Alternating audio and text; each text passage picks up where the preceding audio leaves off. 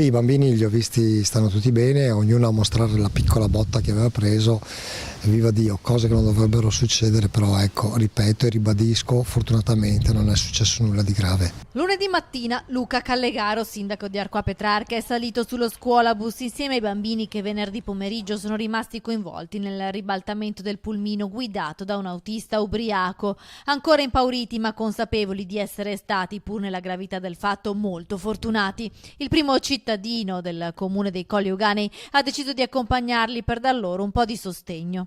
Era giusto che ci fosse una figura che gli dava un attimo di garanzia, una figura che conoscono, perché io ho sempre avuto un rapporto molto diretto con tutti, essendo una comunità piccola, avendo un rapporto molto diretto quasi con tutti i bambini.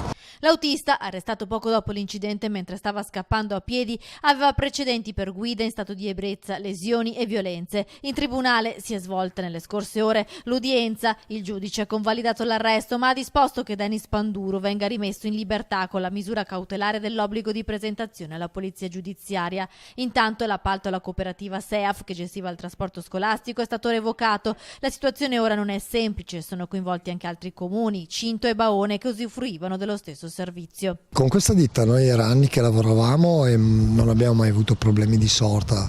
L'ultimo mese purtroppo era stato istituito un autista, era arrivata questa persona, adesso stiamo contattando delle altre ditte, vediamo un attimo, hanno dato la disponibilità, il massimo impegno. Non è semplice perché dovremmo andare a trovare praticamente 6 pulmini con 6 autisti e quindi adesso la cosa in questa settimana spero veramente di risolvere anche questo capo che vabbè è da risolvere.